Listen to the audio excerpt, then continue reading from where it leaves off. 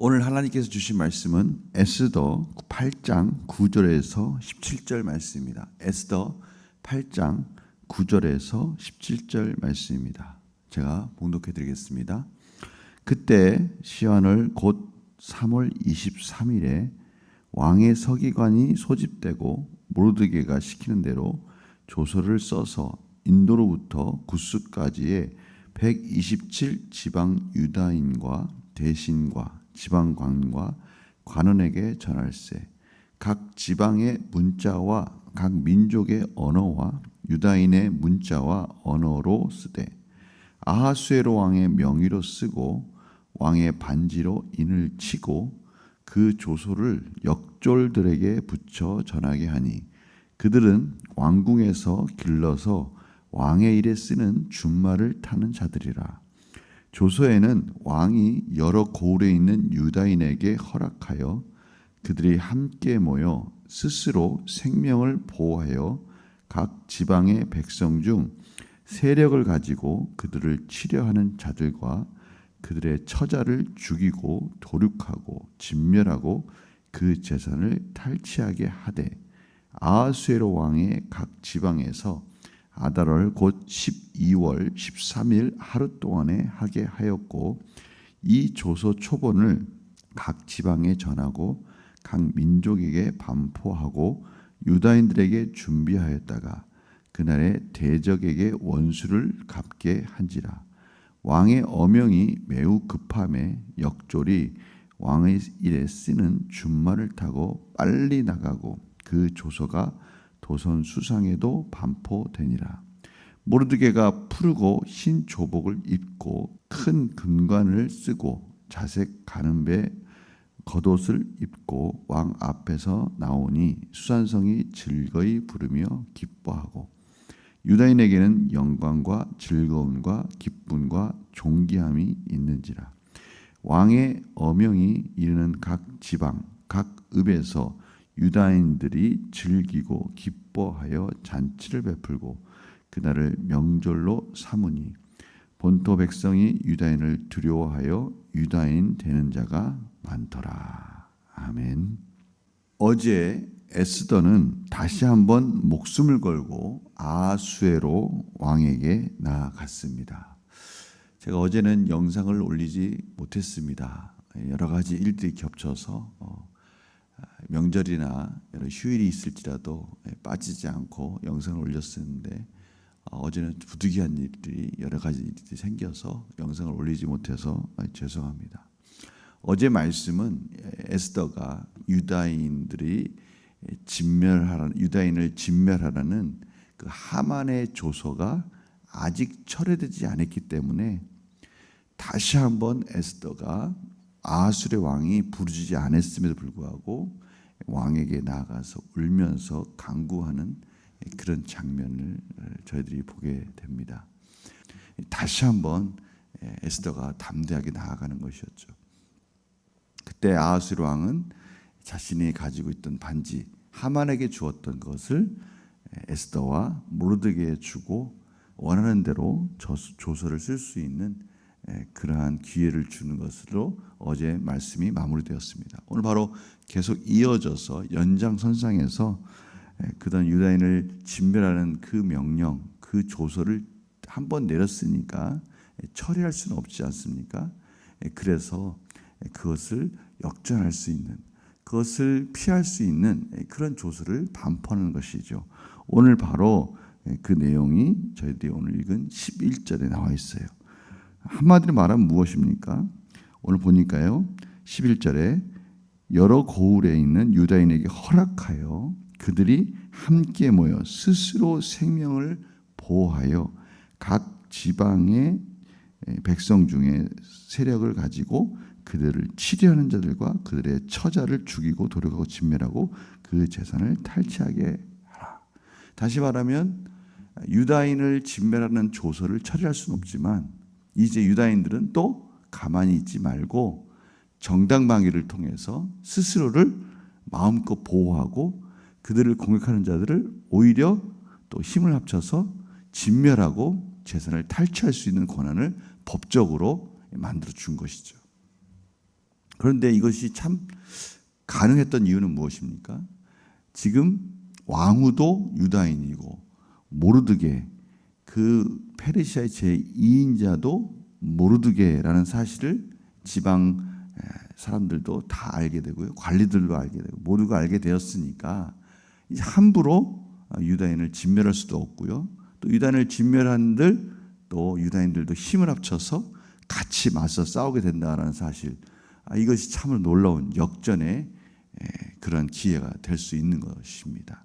바로 그러한 것들을 유다인들을 보호할 수 있는 구원의 길을 드디어 마련하게 되는 것이죠.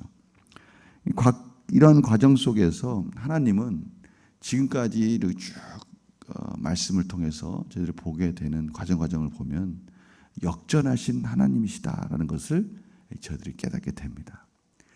여러 가지 사정들이 있고 어려움이 있었어요. 고비가 있었어요. 참 그 고비는 우리가 흔히 말하는 그런 단순한 고비가 아니라 죽느냐 사느냐 하는 고비였어요. 하만이 모르드게를 죽이려고 합니다. 유다인을 진멸하려고 해요. 그런데 하나님께서는 하만이 앉고 있었던 그 2인자의 자리를 역전시켜서 모르드게가 오히려 앉게 만든 거예요. 죽이려고 했던 하만, 그가 오히려 죽임을 당하고 그가 앉았던 제2인자의 그 자리를 모르드게가 앉도록 하나님께서 역전시켜 주신 것이죠. 오늘 말씀 가운데 모르드게가 완전히 역전된 모습이 15절 말씀에 나옵니다. 푸르고 흰 조복을 입고 큰 금관을 쓰고 자색 가는 베옷을 입고 왕 앞에 나오니, 왕 앞에 딱 당당하게 나오는 모르드게의 모습. 하만이 있어야 될 그 자리, 존귀한 자리, 그러한 기쁨과 즐거움의 자리를 모르드게가 앉게 된 겁니다. 이러니 모든 유다인들이 역전시켜 주신 하나님을 찬양하지 않을 수 없는 것이죠. 두 번째 역전은 무엇입니까? 유다인을 진멸하라고 그렇게 내렸던 조서, 또 위기에 처했던 유다인들, 죽음을 맞이할 수밖에 없었던 유다인들을 하나님께서 구원해 주시기 위해서 역전의 그러한 조서들을 반포하여 주셨고 위기가 또 기회가 되었습니다. 오늘 보니까요, 여러 가지 상황적으로 볼 때 유다인들이 이제 마음껏 자신들이 자유롭게 보호할 수도 있고 오히려 자신들을 공격하는 자들을 그들이 진멸하고 재산을 그들이 뺏을 수도 있는 이런 권리들을 가질 수 있는 훨씬 더 자유로운 그러한 그런 날이 된 것이죠. 역전의 날이 된 겁니다. 오늘 보니까 그래서 그 날을 유다인들이 즐기고 기뻐하고 잔치를 베풀고 명절로 삼았다.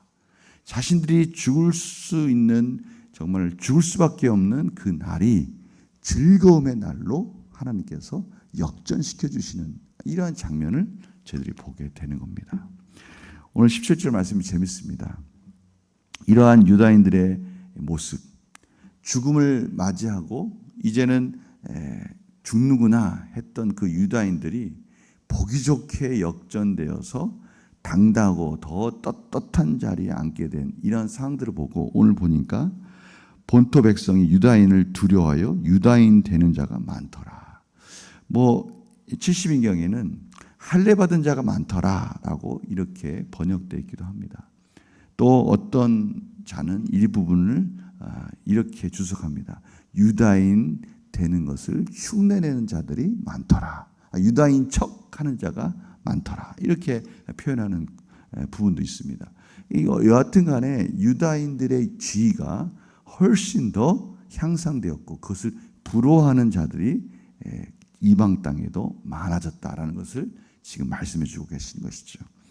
저희는 오늘 이러한 에스더서를 보면서 섭리하시는 하나님, 역전시키시는 하나님, 위기를 오히려 기회로 바꿔주시는 하나님, 이런 하나님을 경험하게 됩니다.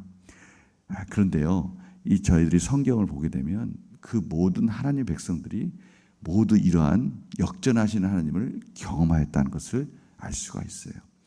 오늘 모르드게가 그 이방 페르시아 땅에서 제2인자 정치적으로 입지가 완전히 상승되는 이러한 장면이 창세기도 나오지 않습니까?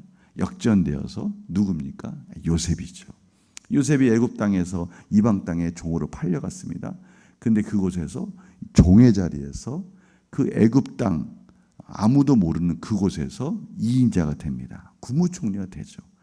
완전히 역전되는 요셉의 삶을 저희들이 보게 되는 겁니다.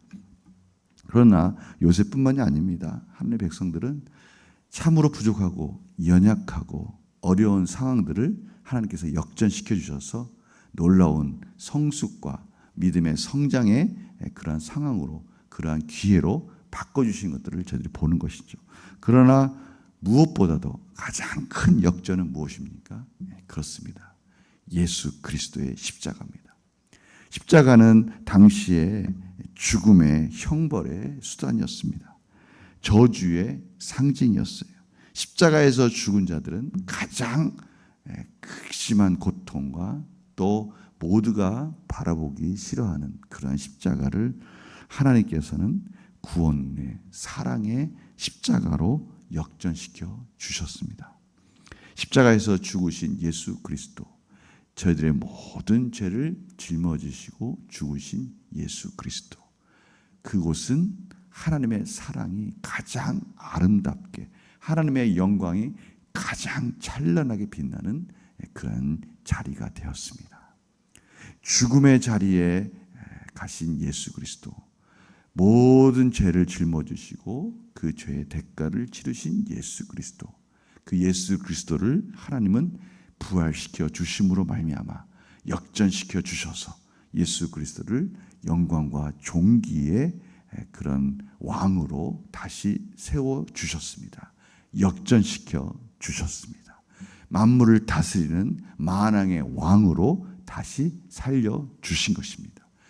가장 큰 역전의 사건인 것이죠.